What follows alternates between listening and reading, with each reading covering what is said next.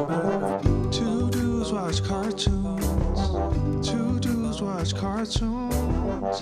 Two dudes watch cartoons. Two dudes watch cartoons. Yeah. Welcome back to Two Dudes Watch Cartoons, the podcast where two dudes, that is us, watch cartoons. My name is Evan. And my name is Alex, and thanks for joining us for an extra spooky Halloween edition of Two Dudes Watch Cartoons. Evan, a year ago, maybe 2 years ago, you had an idea for an October-long theme We podcast. can still do it. What was its name again? Give me the name. Laika-tober. It's brilliant. Don't let me get you down. Okay.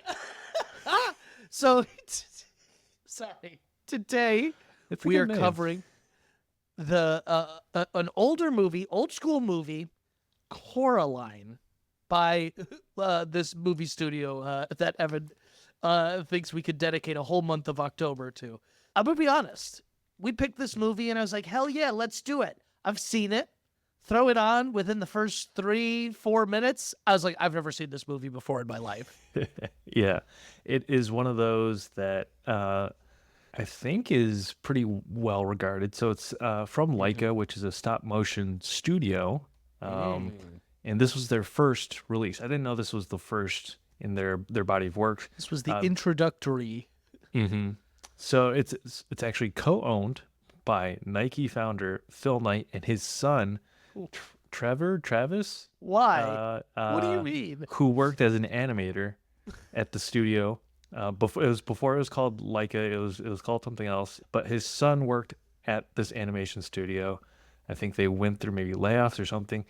Phil Knight swoops in, buys it, and so now him and his son co-own it, run it together. But I think they also have an arm that has done like stop motion stuff for commercials. But the bread and butter, Laika, is known for their stop motion films. Coraline is one. Paranorman is the other one I had recommended for Laika-tober, because it's another spooky themed one. I think I haven't seen either of these films. This was your first time with Coraline also? It was indeed. Well, this is rare for us. How did we stumbled upon this? We picked We it. needed a spooky theme. We needed a spooky And movie. I think Laika-tober should still happen. Listeners, if you agree, if you want us to cover Paranorman next, hit us up in the comments, tweet us, let us know. Hashtag Laika-tober. I'm going to make it a rebellion. It's happening. Evan, it's happening. Okay. This movie was indeed super spooky. And also, one thing I needed to say about this movie before we got into anything is, what the fuck? This movie was absolutely batshit crazy, in my opinion. One, it's super depressing. Yeah. And like, I just wasn't prepared for the level of like sadness this movie interjected. It was crazy. It's really dark. So it's based off of a short story by Neil Gaiman, who I think might be problematic these days. He might have been canceled at some point, but he's a pretty prolific writer. And it's Coraline was directed by Henry Selick, who did James and the Giant Peach. This movie, a runtime of 100 minutes. We have not gone past the 100-minute mark in the last 4 or 5 episodes. So that's the sweet spot. Came out 2009 made on a budget of $60 million, made back $185.7 million. So that's pretty good for a debut feature. That sounds impressive. That is more than the box office take of at least right now, Transformers 1 and Wild Robot. And this is 2009 numbers. So movies were different back then. People just like went to the movies. I don't know how to, like, I was trying to describe this to someone. I was like, yeah, you don't remember when people just like went to the movies? Like, it wasn't like a big event. It could be like a $10-15 ordeal, just a quick, let's go see a movie casually. yeah, and you would just get a random seat. You wouldn't know where you're sitting. You might I not be able to miss get it. a I seat miss with the that. person you came to the movie with. That's happened to me. Yeah. Oh, Yeah. well, I'll sit here. I guess you go somewhere else. Bye. I gotta see Iron Man 2008. I don't care where I'm So sitting. 2009, hearing this is 2009, it makes sense to me why I missed it now. I'm in high school. I don't have a car. I'm not driving in 2009. It's not like I was going to the theater on my own and I wasn't asking my mom to go take me to go see Coraline. I feel like this was a big Tumblr thing, because that was right around that era. I 'cause I've don't seen know a if lot it of was big on Coraline. Tumblr, but I've seen a lot of like From it. GIFs or stills. Like when the dad was at his computer typing, I was like, I've seen this a bajillion times in my life. Yeah. But yeah, I agree. It's definitely really dark. I think that's why Neil Gaiman was interested in Henry Selick. He was a fan of his work on The Nightmare Before Christmas, which he directed in '93. This is a little bit like an Alice in Wonderland meets almost like a Monster House. But this is what, this movie in general made me contemplate the concept of like horror films for kids in general. Like, what is the line, I guess? You know what I'm saying? Like, Sure. because at times I was like, this is fucked up. It's pretty fucked up. And, there are things I've read, theories about like what, these themes are representing. Could it be exploring like in a lighthearted, child-friendly way, abuse and abusive home, child neglect, that sort of thing. But yeah, I think might push back they on that, but explore we'll get pretty into well. it when we'll get into that when we get into more of the film. But I actually, Fair enough. in the beginning, I was like, these parents suck. But then when we cover more of it, I'll get to my renewed thoughts. This movie was a thinker. I did not expect to go into this movie and use as much brain power as I did. Well, first off, I am the biggest stop motion fan now. And it's solely because of the work we've done on this podcast, watching behind the scenes, reading interviews, seeing the intricacies. And now when I watch stop motion, I can like really appreciate it in a way that I never used to be able to. And so animation wise, this film is out of this world. Definitely beautiful. I don't know what it is about stop motion. Maybe it's set in these sort of like darker themed movies because what was the other Tim Burton one we watched? Nightmare Before Christmas. Yeah, or no, not Princess Bride. It's something Bride. What?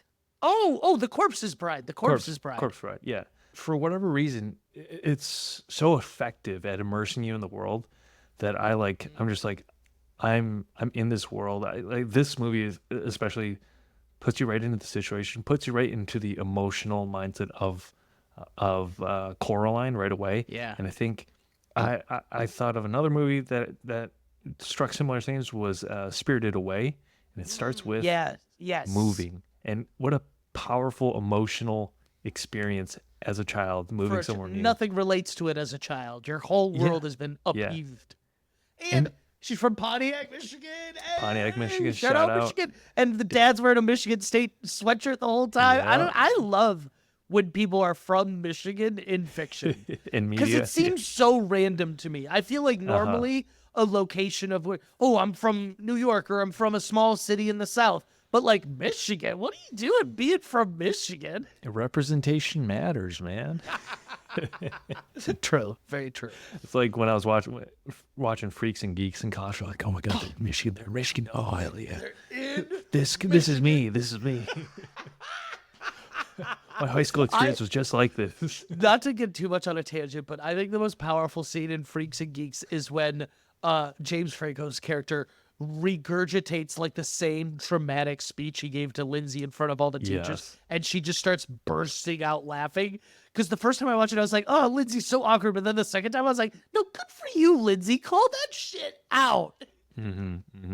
What were we saying though? Yeah, stop motion is such a beautiful medium for it, and I don't know. I don't need more convincing. It's just like I don't want to say the critical part of my brain left my body, but like I was just like, I'm just gonna enjoy this now. You are the resident critic here. So to hear this is great news. I love this. But what I love too, I was really paying attention to the stop motion of this. When we're in, I mean, well, I guess we can get into it. You know, it's very much like a Narnia, Spirited Away. There is like a different world. But when we're in our world, it's so drab, dreary, dark. There's fog. Everything is like gray. Besides Coraline, everything is essentially like gray, black. Like it's very dark. And then when she's in the other world, it's super vibrant. It's the same place, quote unquote, but it's all colorful. It's vibrant. It almost reminded me of like the Wizard of Oz in that sense. And then by the end of the film, it's not like totally popped, but it's much more colorful than it was when she first got there. It's like a reverse upside down. Yeah, like a reverse upside. Yeah. Okay, yeah. So, do you have? You want to read? Is there something you wanted to read? Sure. Yeah, just the quick The blurb. synopsis on Letterboxd. Wandering her rambling old house in her boring new town, 11-year-old Coraline discovers a hidden door to a strangely idealized version of her life. In order to stay in the fantasy, she must make a frighteningly real sacrifice. Terrifying. It does feel very Spirited Away, also in the sense like when they were eating the food, they turned into the pigs. Like the more Coraline. So, in her drab, dreary, dusty home, we get Coraline, who's just moved because of her parents' job, and they are. Describe to me her parents in the beginning of the movie. Her relationship is a little bit combative with her mother. And this is maybe where I agree with the pushback that it doesn't seem like an abusive household. You know, her parents are busy with their own lives, and that's why we see this little independent streak in Coraline, and she is a little bit feisty. But her relationship with her mom, you know, they bicker a little bit back and forth, and then her dad's sort of just like a mopey guy writer who's along for the ride. You know. Did you see the way he typed? Yeah. It's like, damn it, that's how I still type. They're making fun of me in 2009. I mean, watching it back or for the first time, you don't immediately think like, oh, Coraline's got to get out of this situation. You know, This is just a shitty situation, but it's very much a situation children are in. I don't want to speak for her, but my fiance Nikki was an only child, and so at times I saw Coraline going through what I can imagine is like an only child syndrome. Like parents are busy with work, life. Like parents are busy people, but like, you know, when you have a sibling or you know, neighbors or whatever, people your age around, you don't bug your parents as much. You with like, hey, look at me while I'm doing this. In defense of the parents, if I had just moved to a new home and my child was cutting through wallpaper, exposing brick, like peeling back drywall, I'd be a little upset. Oh, she did it so callously. Yeah. Yeah, I was like, oh my God. So this, for me, is a perfectly acceptable range of like spooky territory. It hints at spookiness. It even looks because spooky you at don't times, like but scary movies. I don't like scary things. And this one, for a minute, I was like, it could go over the edge for me. You picked but it. So it stayed safe. It stayed safe. It was fun. But the horror elements and sort of framing and shots were all no jump scares or anything. No jump scares. Yeah. Is that your issue? Would you say is more like jump scares? Are you okay with like gore? I know we're getting off topic here. I'm wondering. I think I'm okay with gore. Yeah. I don't like jump scares. I just don't like that uneasiness that is prevalent in You ever horror watched the movies. Saw movies? I mean, I may have seen bits and pieces on like TV. Like I'm on curious. TNT I don't know. once in a while. I really like horror. I don't like all horror movies though. Not all horror movies are created equal. But I agree with you because I mean this gets into, and not to call your taste in horror movies childlike, but this gets into what I was saying about like child horror. It made me think about like I was watching Goosebumps as a kid. And those scared the shit out of me, like terrified me. Like, what is the line of like irresponsible almost? You know what I'm saying? Yeah. I don't think this ever really. I don't think this ever crossed it. Yeah, I think you could watch this with anyone. Yeah, a kid 7 and up. but 7 maybe a touchdown, but like. And I know this movie's very popular. I don't think I would have liked this movie as a kid. I can see why it is maybe a little more narrative driven than Yes. action driven. Yeah, Yeah. I I can- think that's yeah, I can I see think you that. nailed it actually. I think that's exactly why as a kid I would have been like, this is boring. Yeah. Attention span of a goldfish. I'm trying to think of like was the Ren and Stimpy maybe is more like, I don't know what the Ren on, and cat Stimpy dog. crossed the line. Ren and Stimpy. We should try to watch some old Ren and Stimpy and just Angry Beavers. Like that our was lost another one. I pilot. feel like that was close to crossing a line, and I don't actually remember why. But Ren and Stimpy, I remember several incidences where even my child brain was like, "This is inappropriate." Drenched in innuendo. I feel like that was one of those shows probably. Yeah, yeah. Too funny. Yeah. Well, but and I'm not even talking innuendo, but like this one, it just never. There was no jump scares. It was creepy most of the time. I'd say. Yeah. It's perfect for October. It's perfect for this time of year. It is perfect for this time of year. So Coraline discovers her Narnia in the wall. She can only go there at night. In her dreams, essentially. Right? You disagree? That makes sense because she wakes up in her room every morning. Yeah. And there is debate, I mean, if this was all fucking made up or not. So that's actually interesting. Yeah, she only goes at night, essentially, quote unquote, probably only in her dreams. And her parents do think she's dreaming, so this makes sense. And when she goes there, it's to me, this is the adult horror. Whereas a kid, I wouldn't have found any of this terrifying, but and I know you get what I'm saying, but you're gonna say it much more eloquently. Why is this world terrifying? Describe it to me. Because it is the facade of everything you want or think you want as a kid. And what I think this movie does really well is it maybe teaches young children to see their parents as people. Where like so Coraline wakes up in the dream and her parents are doting on her, and that's why she wants to spend so much time in the dream world. She gets all this Yes. attention until it sort of crosses the threshold and she senses danger. But towards the end of it, and I don't know, I'd need to rewatch it and pay a lot closer attention to like if they thread this in the dialogue or anything. But like in the end, her relationship with her parents is mended, fixed in a way. She like Well, this is is okay. more forgiving. This is what okay. We're just gonna dive right into it. We're gonna Yeah. talk about the end of the movie.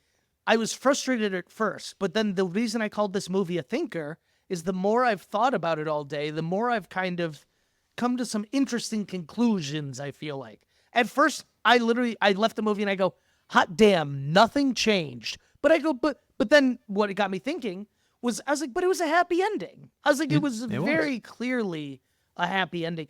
This movie is all about Coraline's perspective on things to the point where she's even like looking through things and it's all about finding things that are not there and looking for them.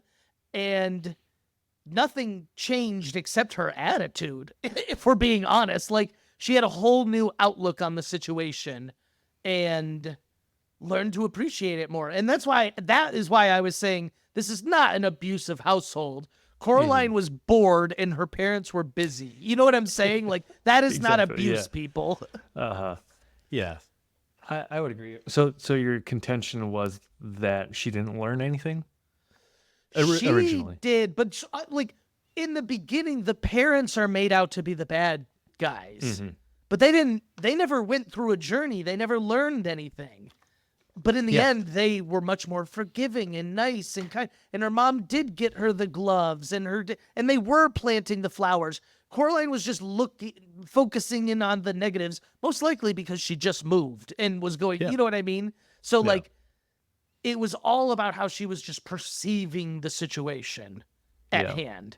And when she kind of changed her attitude of like, you know what, I don't have it that bad. Everything started looking up. Isn't that sort of like the Dan Harmon story circle thing? It's like status quo. They pursue the need, cross the threshold, get what they want at a price. At a and then price. At the end, sort of return to the status quo, having learned or having changed. Or changed. It's almost a perfect illustration of it. That is beautiful. That is that. Yeah, I see it. It's right there. But so I thought that was really interesting, and it's a reason probably I wouldn't have liked it as a kid, because there was no narrator that'd be like, and then Coraline learned to love her family and Sure. mistakes and all. And this, what, you know what? Now that I'm saying this very much was like a dark fairy tale. Oh yeah. Even so much as like there's like little around the well. There's like little witches circle of like mushrooms. Like there's little things throughout like that are like alluding to the supernatural. But yeah, I guess that bodes the question. You think it was real or all in her head? I think it's gotta be real, or as real as the supernatural filtering into our world can be. You know, because she Parents has the did have moment with snow YB. all over them. Yes. I think that's the point. And the mice know things that they probably shouldn't. Yeah, I think it Unless was that real. neighbor's. Oh, that was probably the funniest line of the whole movie, when the mom goes, "I told you, he's not eccentric. He's drunk." He's just drunk. Yeah. That like really caught me off guard. That was so funny. Yeah. And then at There- the end, Coraline even goes like, "He's not drunk, Mom. He's just eccentric." Like, Yeah. like I said, it's actually in those beauties of like nothing quote unquote changed, but everything was different at the end. You know what I'm saying? Yeah, she learns to accept her new Yeah. reality, which is nice. Yeah. Exactly. Yeah. It's a very touching tale of acceptance. And so we've really beaten around the bush, but let's talk about this other world and other mother and other father and everything going on here. Because and this is why I passed the ball to you, because you said it beautifully. It's the horror of the facade of like everything I want. A huge breakfast for dinner meal, hanging out with mom and dad all day. Oh my God, look, the garden is in my face. But it's all very much designed to be like, hey, you should just stay here, probably, right? So I probably wasn't paying close enough attention to who is Other Mother, what is her origin. Well, I mean, we don't Is know she her the origin. lo- She just, Okay. yeah, I don't know her origin. Okay, but fair did it enough, have but- something to do with the old lady at the end? I don't think so. The old lady's sisters or twin that disappeared is was one of the Belgium's girls that- victims. Okay. Okay, All okay. right. The Belden, though, but- was creepy as fuck. When we get the Yes. beginning scene of her fingers and hands sewing the little doll of Coraline, that was terrifying. Yeah. One of the things I saw about this movie is that like there's a lot of bugs throughout the movie. There was. A lot of Dragonflies cockroaches. specifically are I guess in some parts of the world called like the devil's needle or darning. And Oh, and she like, has a clip, they're- a hair clip. Yeah, and they're and they like sew people's mouths shut, or they're like or steal their eyes, or I don't know, some folklore shit that that extends to like sort of visually what we see in the other She literally world. sews a mouth shut. What was that boy's name? He had such a YB. why? YB, right? Yeah, YB. Why YB and Coraline? I think it's interesting. I mean, I guess it's actually probably on purpose that they both have unique names. And you know what? Chalk one up to my theme here. In the beginning, Coraline's like, "Your name's stupid. Why be talking? Why be?" She makes fun of it.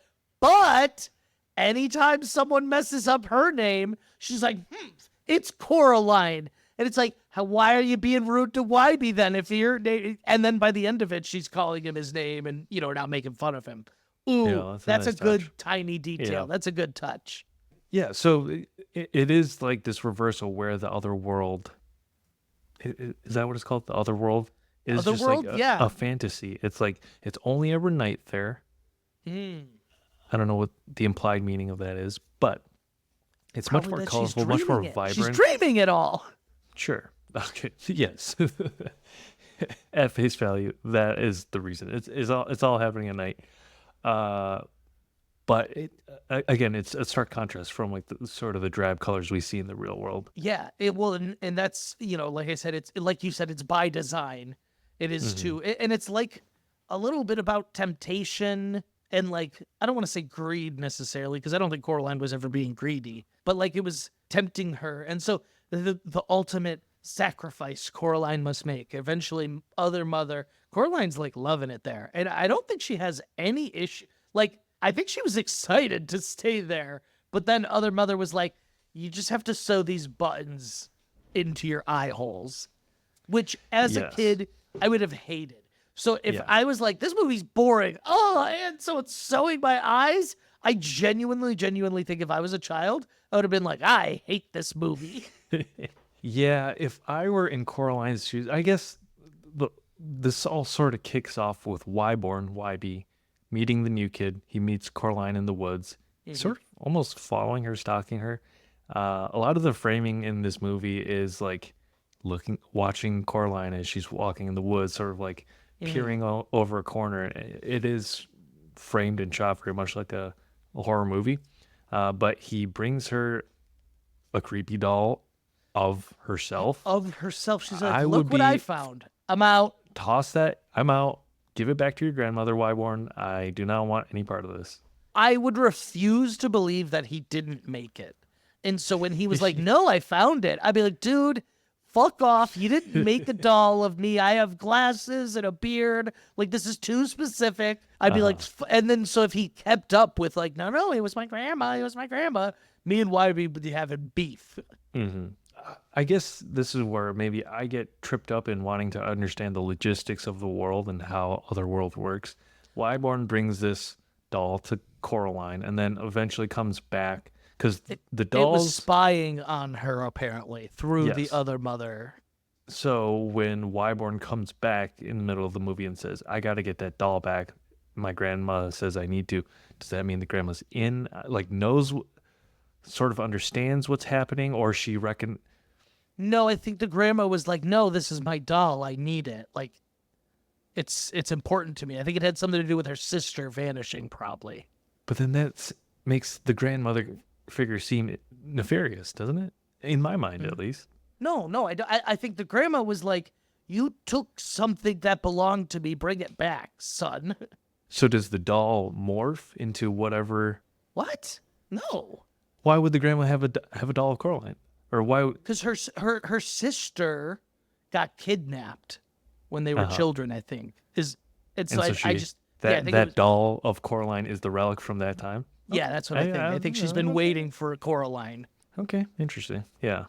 I don't know. But this is all points for it was all in her head. She's the main character of her story. But the doll is in real life. YB saw the doll. You got me. It's probably happening. But the mice go through, the cat goes through. Oh, dude, when the cat showed up and it was Keith David, I lost my mind. Yeah. Such a recognizable voice. Mm-hmm. Beautiful, beautiful voice, Keith David. Community season 6. Community season 6. He's in a lot more than that, I feel like. Does he also do Arby's commercials, or is that just being sprayed? I don't know. You're testing me there. I don't know. His voice acted in some other stuff too. I'm not. He's the president in Rick and Morty, which I've that's what I'm. Yes, he's the president in Rick and Morty. He does that always. The president's got. But yeah, a Keith David rivalry. is a black cat that traverses both the real world and the other world, and he's sort of her spirit guide in the other world. He can talk there to Coraline directly.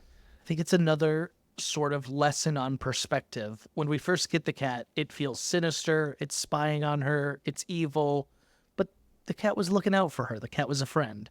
Yeah. And we were just looking at it the wrong way. It's all about perspective. And when Coraline changed her perspective on everything, that's when things started turning around. So Other Mother has first taken the form of, obviously, Coraline's mother. Both parents were going to be in on it, but it was just Other Mother.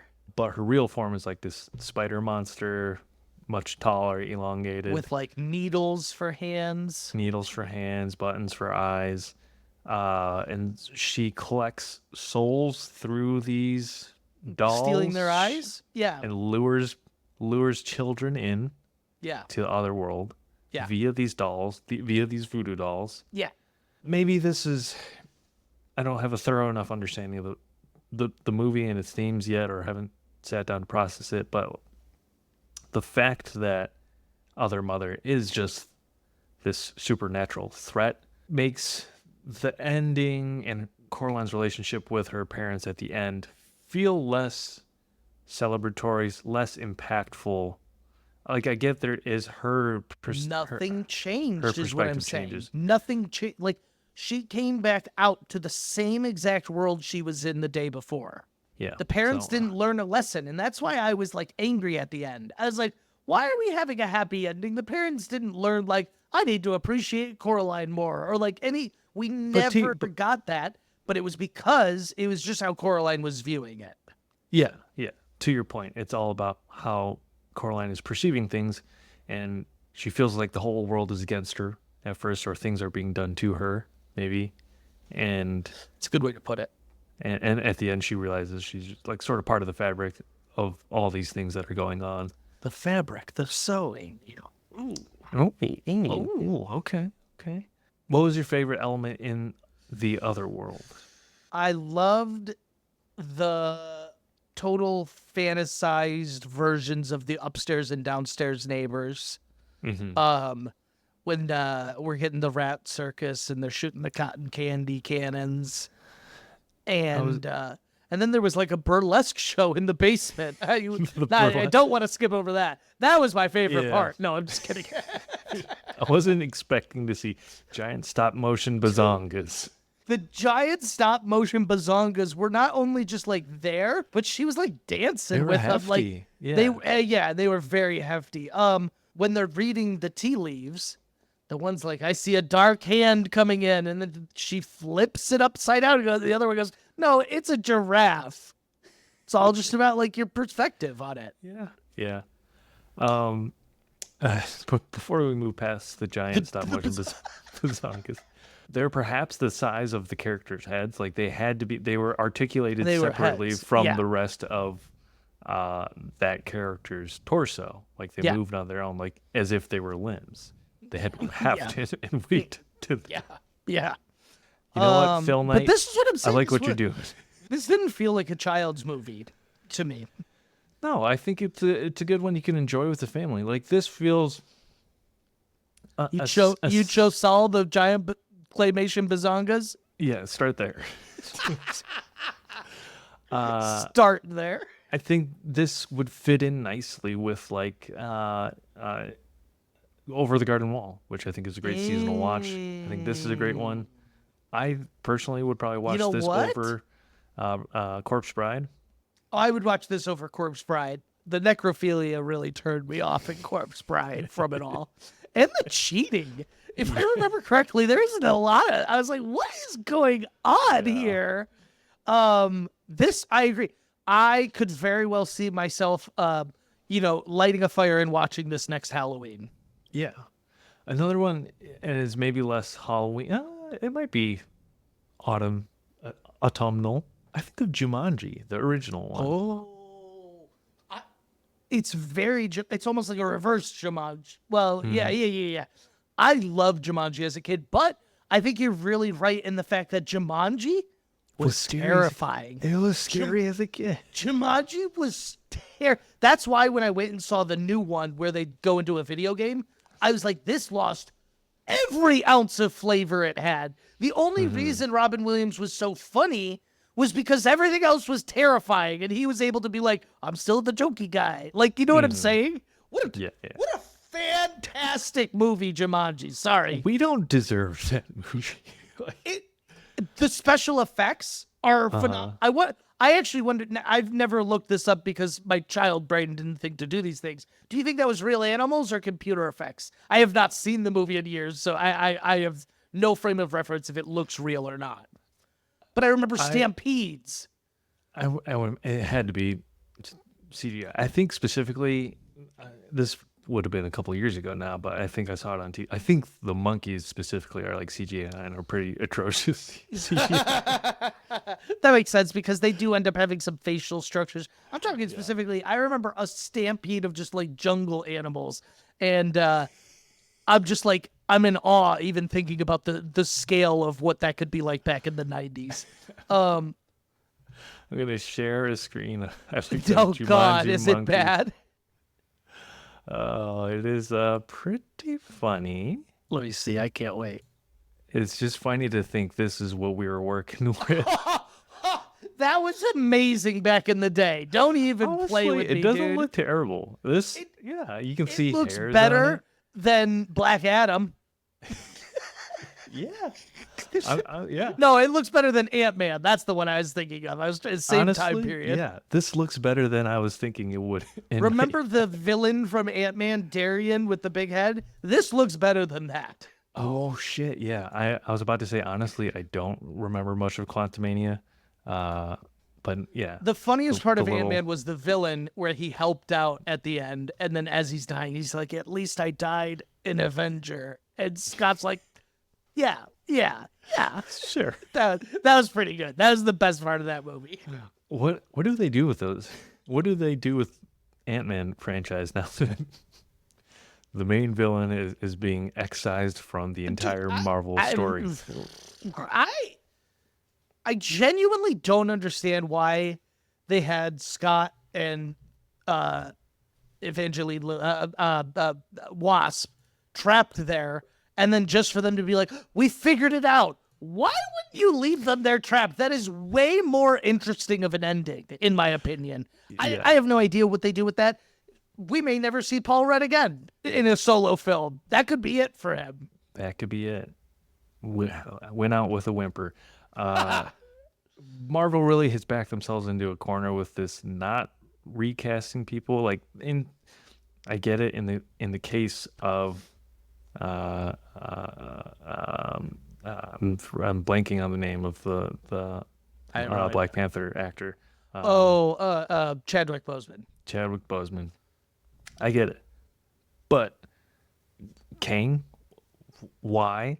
You have the You know, perfect you could just opportunity to do it. You Yeah, have the there's- perfect opportunity. There's a built-in opportunity. Also, when you started the entire franchise with a recast of number 2 Don character, Cheadle. Don Yeah. Cheadle. And Like, why- Terrence Howard. I recently watched that movie, and his first lines are, "Yeah, it's me. Get over it. Let's go."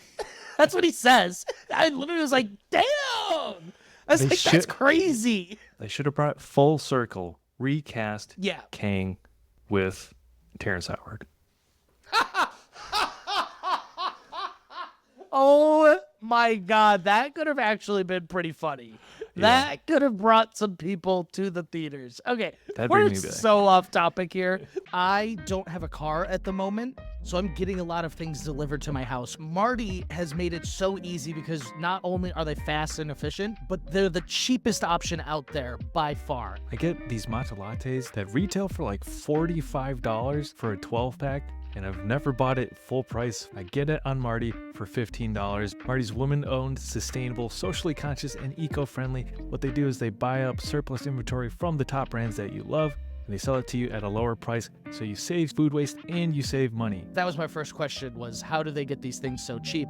But they have a model, and it's passing savings on to you. They got hundreds of items, fast shipping, no subscriptions needed, and you can save on all the great food that you love. We do have a discount code when you go to marty.com/2dudeswatchcartoons, all one word. TWO, Dudes Watch TWO, 2 Dudes Watch Cartoons, all one word. You can save $5 off your order. Go to marty.com/2dudeswatchcartoons at our link in bio, or just plug in the promo code 2dudeswatchcartoons. That's TWO, Dudes Watch Cartoons. Thanks for supporting the pod. Go get yourself some delicious snacks. Alex, go figure out the car situation. I don't know what's going on. I don't need to with Marty. Back to the episode. Two dudes watch cartoons. Let's get back. Okay. Evan, here's my question for you. The whole movie, you saw it. You've seen it. We Yeah. both agree it was not any sort of abuse. Maybe some neglect, not abuse. I know you as a person. Okay. You are big on like a really nice home cooked meal. Oh, yeah. Yeah. Do you think you would sew buttons in your eyes given this offer? No, because I'm a huge wuss when it comes to pain. Yeah, Cool. I am too. Hypothetically, I'm all for the idea of getting a tattoo. That'd be cool. But the idea of having to volunteer for pain doesn't seem enticing to me. I haven't thought of anything that would be cool enough for me to Goes against volunteer for every pain. instinct you have in Yeah. your body. It's self-preservation, man. So What if you don't have to do it yourself? What if you're like, will you do it, other mother? And she's no, like, yeah, it'll I'll do it. still for you. hurt. So no. No, I'm out. I want my eyes. You're gonna go back to that sloppy meal that dad's making every night? You bet, man. You bet. Okay, I thought maybe I Are could you entice taking you. it? Yeah, no, Yeah, I'm yeah. not taking it. Although at 11, I don't know, man. I think mean, it's the fantasy of running away at that age, right? Oh, I do Everyone think that played a big part. She was like, I'm not home. My parents are going to be so pissed when they see I'm not home. But really, she's just at home in like this other universe. I answered this forever ago before our Marvel conversation. What was your favorite part of the other world? We got distracted by the giant bazongas. I mean, okay, that aside. Yeah. I really liked the praying mantis robot. Actually, no. Oh. That was cool. That was Yeah. cool that other dad rides. But I really like the Starry Night, whatever that effect yeah, is. yes, But like yeah, the yeah, yeah. allusion to the Van Gogh painting.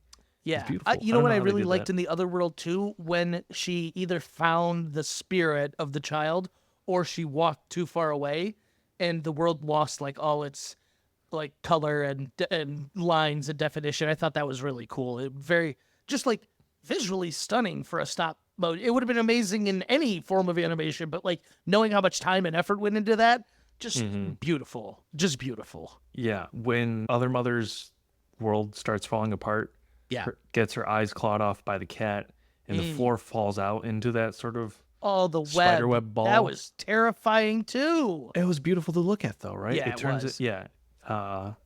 The first time she, I think, talks to the cat in the other world, Yeah. and walks her through one of those gray spaces, liminal Yes, spaces. yeah. I thought that was like stunning, like just the contrast from And like then- this really intricate, detailed stop motion world to them walking on a blank gray nothing. white Yeah. background was really And Keith cool. to David look at. says, she only made the things she knew you'd be interested in. And I was Okay. like, ooh, Yeah. what do you mean? Tell me more, Keith David. So Other Mother, what is her motive? She needs to feed, so she lures children in, and she only feeds once every couple of decades. Like what? Yeah, I don't know. You know? Yeah. I don't know. I didn't read that much into it. To me, it was very much the clown from It. It is just here to Haven't seen it. terrorize. You haven't. Sure, Oh, fair dude. enough. Oh, you're such a wuss, dude. Anything beyond Jumanji level scary, is not for me. Not for me. Oh, So we talked about Keith David, voices the cat. A couple other interesting names, and maybe it's because this was a first time entry from a new studio, yeah. and they're like recognizable names, but Recognizable there's names. no huge. I mean, Dakota Fanning is probably the Dakota biggest Fanning's name the on there. biggest one of them all. Teri Hatcher Teri at Hatcher. that time was probably coming off of Desperate Housewives, so that was, I think, the biggest show Good on snag. TV at that time. Good snag, Lois Lane, my Lois Lane. Yeah, your Lois Lane. That's crazy. We have John Hodgeman voicing the dad. But can you fill me in what I would know him from? No. He's not. He's the computer. He's not. He's the PC in the Mac commercials.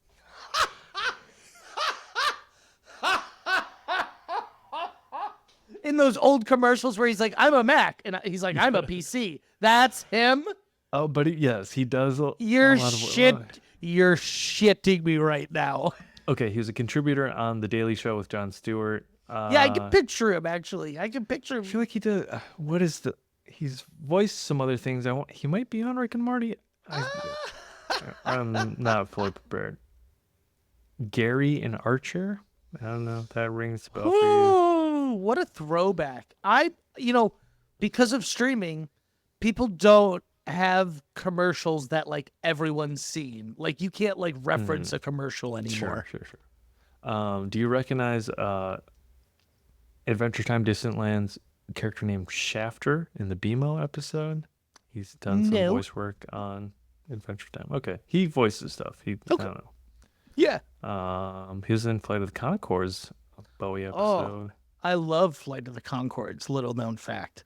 Dr. Heidi in Community 2012. Oh. Episode Curriculum Unavailable. He's the therapist? Is that what I'm gathering? Yes, he is.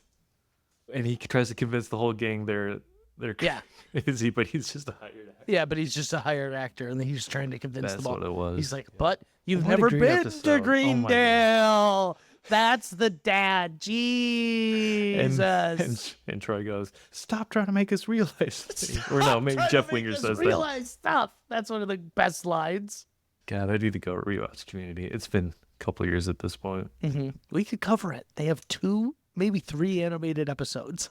I think if you count the foosball anime sequence, there's probably 2 or 3 in there. You get in there 3 for sure with that one. Yeah. That's all the ones I'm recognizing at the moment. Ian McShane, Deadwood, if that rings a bell for you. I think he was in the John Wick movies, maybe the first John Wick. Anyways, yeah, some kind of recognizable names. Nice voice cast. Teri Hatcher does a great job.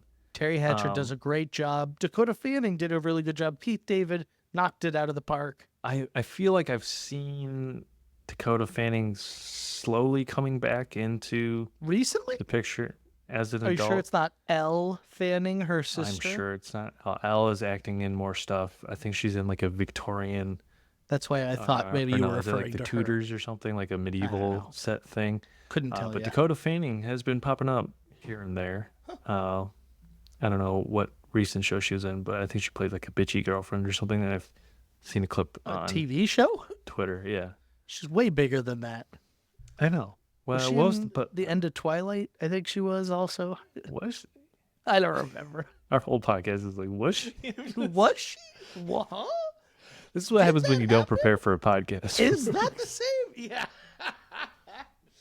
Okay. Let's do our closing thoughts and get on Letterboxd here. Do you want to start? You want me to? I will start. Okay. I think this is a great film to get into the spooky season spirit. As the debut picture for a new studio from none other than Phil Knight and his son, I think just do it. This is great. Like if you're considering watching it, just do it. It is maybe less action-packed than some other fantasy. I don't know. Action-packed isn't.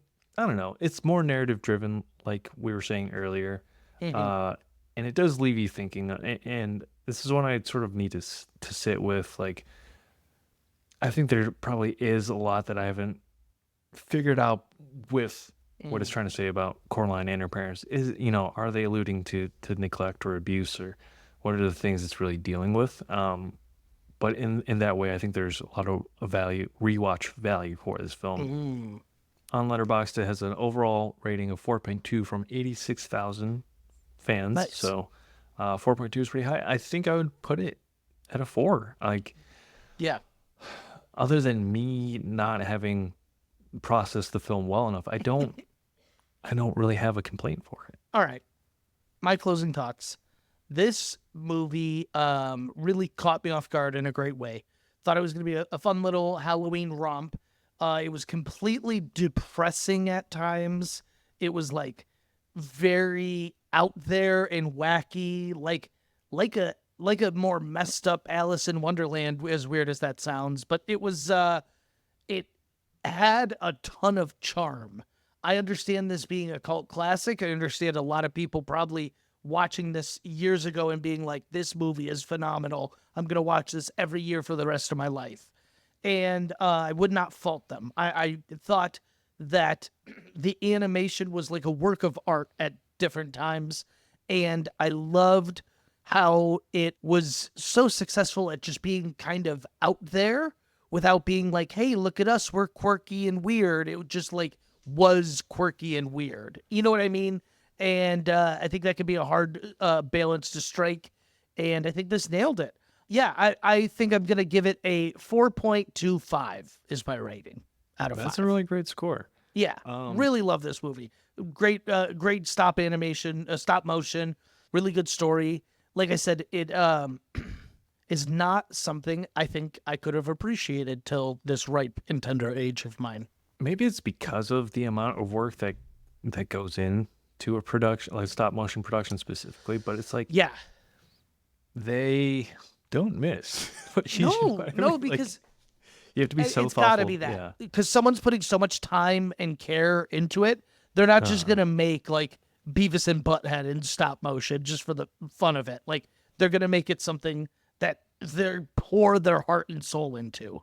For production, this was staged on a 140,000 square foot warehouse in Oregon, also where Nike was founded, so that makes sense. 50 lots, 150 sets. Wow. It says there are more than 28 animators working on like a scene at a time, and their output for a week would be like 90 to 100 seconds of animation. I don't think I have the patience. Like, you know, like that would drive me insane. But Yeah. I'm all the more thankful for this. I agree, actually. I don't have the patience for that kind of thing. And that's what makes it so beautiful and artistic, though. Like, the thing I think probably gets lost on a lot of people is like most animation is done at a computer, at a desk where someone's drawing. This is like in the real world. They have sets. They're like, all right, let's go back to the exterior of the Pink Palace. And you know what I mean? And then they bring Coraline and all the characters that are coming, and then they move them like little dolls. It's crazy to think about just exactly how much every tiny movement is. And then I think that's also what it is my eyes now are drawn to the tiniest of things where I'm like, look how beautiful. Like they didn't have to move her hair in this, or like, you know what I'm saying? I can't think of a specific, you know what? And I think that's actually why her walking out of frame into the white void was so impressive, is because they're peeling back bit by bit of the set each time. And it's just like, this is incredible how they did this. Yeah. So there were 28 identical puppets of Coraline. Wow. Each one took 3 to 4 months to make, and usually 10 people to construct each one. Throughout the film, there's about 200,000 possible face combinations for Coraline. 200,000. I don't think I'd be able to manage the inventory. Like I literally have 4 faces I make. Coraline's got 200,000. What the fuck? Honestly, yeah, it's breathtaking to take in. Breathtaking. And one of the things I found fascinating in this movie is her little shawl, scarf, whatever it is. Because, you know, obviously watching the characters move like all lifelike, it is amazing. But I was like, the whole time I'm thinking like, how then do you animate the fucking fabric and like get that frame by frame? I was thinking about the sewing. I was like, how are they doing this? How is this possible? I was like, how are they able to make this clay look like thread? That's crazy. Well, it's not claymation. Whatever. I don't care. Whatever fucking they're using. What is it actually then? Polyester? No, not polyester. What is it? The thread specifically? I don't know. Oh, it could be like it's just the hodgepodge of different materials. You think it's not like okay? It's not all popsicle sticks or something. I don't know. There was one fan theory I saw that this is totally unrelated, but that the upstairs neighbor was exposed to Chernobyl. That's why he's blue. He's just random dark shit. Yeah. Mom, he's not drunk. He's just eccentric. And they're like, oh, you're right, Coraline. Yeah. Good film. I don't know. I'm excited to dig into more of Laika's body of work. Yeah, I am potentially. I think that's a great. I think that's a great way to put it. Is this gets me excited to see more stuff. I don't think I've ever seen paranormal, but like this was extremely well done. I'm shocked it has flown off my radar all these years. I'm surprised it never in a drunk college night got put on in October or something. And but yeah, I loved it. It was a weird, mysterious ride, start to finish. Yeah, definitely. I don't know. Do we have any news? We could take a look to get. Yeah. Recently, there are 5 animated movies in the box office top 10. Oh, yeah, that's news. For the first time ever in box office history, 5 animated films occupy the top 10 at this week's domestic box office. Led by the Wild Robot at 13.45 million. Piece by Piece, the Pharrell Lego documentary, earned 3.8 million. Transformers 1, My Hero Academia, and The Nightmare Before Christmas.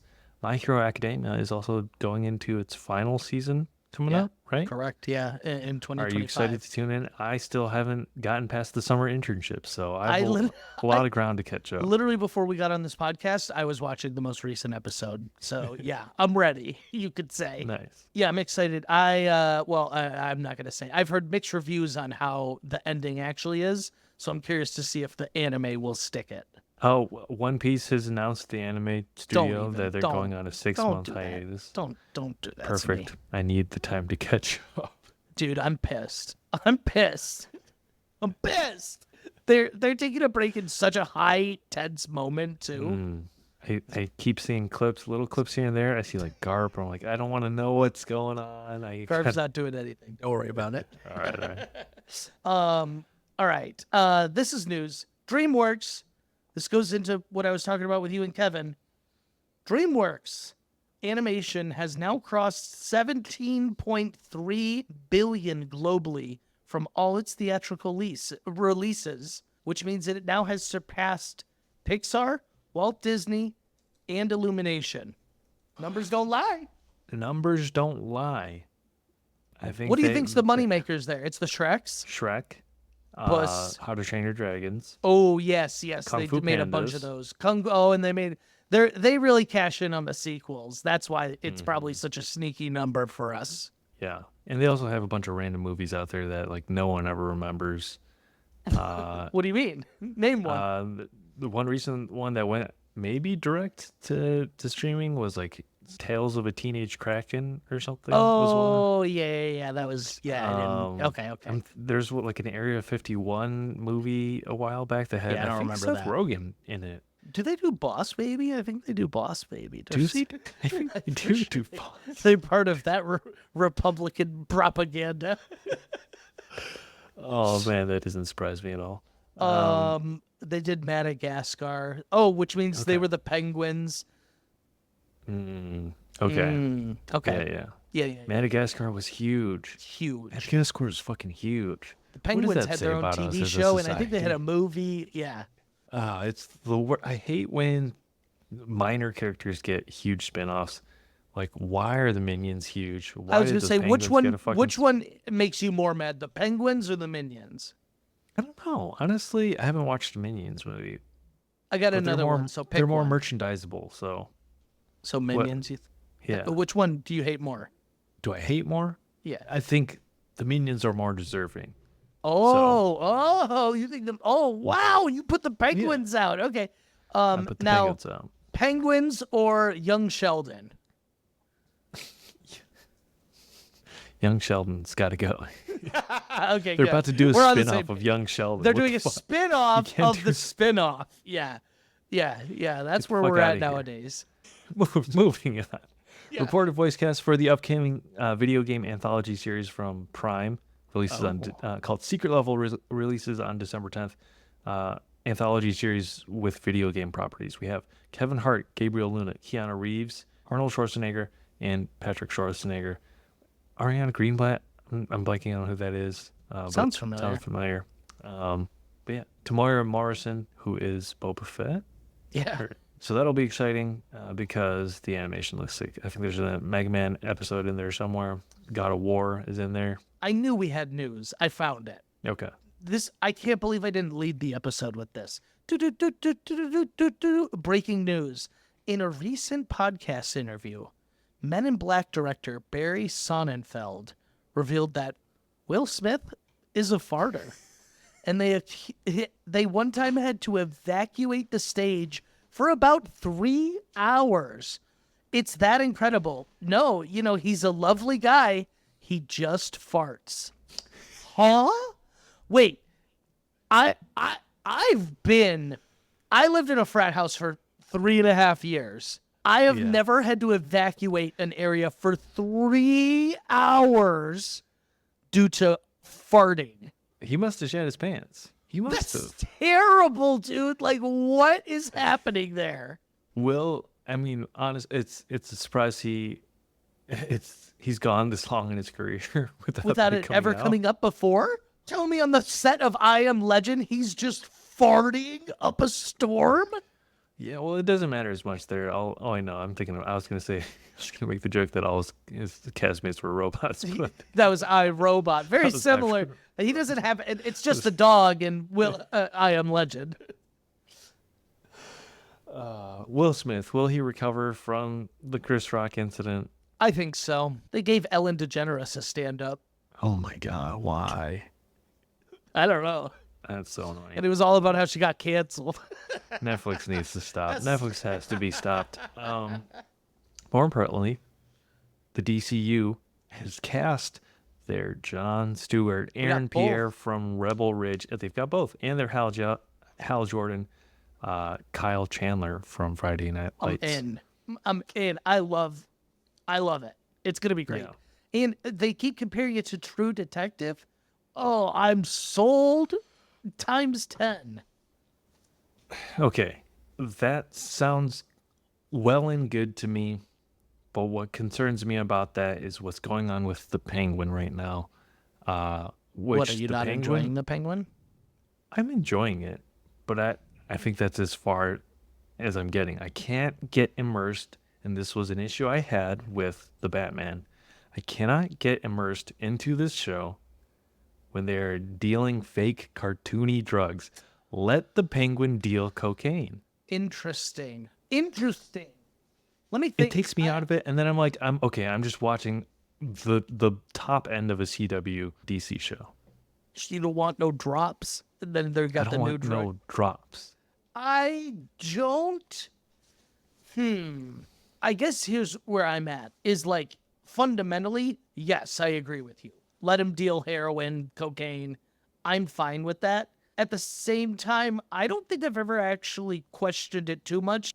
Because I do understand it. There is going to be a young audience here. They love Batman. Although they probably shouldn't have been at the Batman.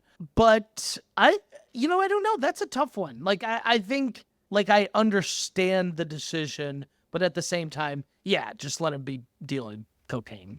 And granted, I haven't watched The Sopranos. I've maybe seen a couple episodes, but The Sopranos was, and a lot of the conversation and lead up to the Penguin's release was like the comparison.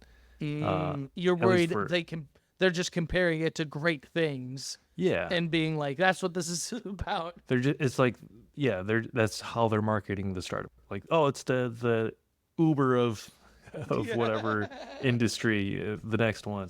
I get what you're saying. Okay. Yeah, so Okay. that's my concern. I want to flag it early, but let the Penguin deal some real fucking drugs, because then it makes everything else more believable in that world. It makes the consequences and the moral dilemmas of Victor feel grounded in reality. I'm not disagreeing. Okay. I don't think it's ever taken me out of it, is what I'll say. But now it's probably going to, so thanks. Although, you know what, in the Batman, I do remember in theaters being like, am I missing something? Okay, is that the drug? Okay, I got it. You know what I mean? There was a bit of a pause for me, so I take that back. I think after the initial, once I saw them doing the drops in the drugs, or in the club, I was like, you know what I mean? I think that's when I was like, all right, yeah, I'm here. I need Colin Farrell in the fat suit, smoking a Shooting blunt. up. I need him getting high on his own supply. You know what? They should have started small. He should have just been dealing pot. Yes, that's a hard. And then they work up. Yeah, and now it's maybe that's the problem. Is it's legal now. Okay, we're so off topic here. I get what you're saying. Let's hope it's good. I don't have any more news. Do you have any more news? No, just that The Wild Robot is apparently coming out on digital on the 15th. There's a sequel in the works already. Sequel in the works. Big time. But yeah, it's going to be on digital soon. I saw it again. I've seen it again since our podcast. What was the review? Because you went with Nikki, correct? I went with Nikki. Nikki loved it. It was phenomenal. I took her because I specifically was like, I know you're going to love this. And Joker is getting critically canned right now. You were going to take her to Joker. She wanted to go see Joker. Wow. She likes Lady Gaga. You've put in the work. Good job. Good on you. Evan's like, I don't even What are wanna we see the talking show. about? He's like, that didn't even cross your mind. You're like, whoa, that was her idea? You mean? No, I'm just waiting for it to come out on Max at this point, which is apparently Yeah. in a week or two. Yeah, I've heard it's an atrocious movie, but whatever. I don't know. I'm gonna watch it. I loved the first one. The first one was all right. I think we're having rose-colored God. I think like the fact that we've seen so many superheroes since it was extremely well received. Also by yourself, I'm pretty sure. I don't think you left that movie being like, It was a that was B. fine. It was a B for me. I firmly Fuck remember. out of here. Oh my God. Yeah, I think that's Did all we got Shawshank for Redemption? news. Oh, it was like a B minus. Haven't seen it in a while. It was I fine. hope you're not equating Shawshank Redemption. I'm just saying because you have not thought or seen about Joker, it has dropped. When you left the theater, you were dancing downstairs, my friend. I'm sure I could go back into my tweets and find a brief review that was like, it was okay. All right, whatever. I stand Okay. in my truth. I have nothing. Okay. You have anything else before we get out of here? No, I'm kidding. Okay. If you enjoyed this episode, thank you for coming around. If you enjoyed this episode, please go check out more. We have a huge backlog of things that you will enjoy. You can check it out on Apple, Spotify, and on YouTube. Make sure you follow us at Two Dudes Watch Cartoons on both Instagram and TikTok. And leave us a rating and a review wherever you're at. And just, thanks for coming by. We appreciate it. If you made it this far into our nonsense. If you enjoyed this episode, tweet us #LaikaTober, and maybe we'll do do it. No. Paranormal next. Otherwise, if this doesn't go viral and get us a podcast deal, we'll probably be talking about Transformers 1, which released on digital the 22nd next week. Who knows? Who knows? Who knows? We'll see the Twitters. Maybe in the other world, our podcast has popped off, and I'll need to sew buttons on my eyes. So we'll do it for this episode of Two Dudes Watch Cartoons. We will catch you next time. Two dudes watch cartoons.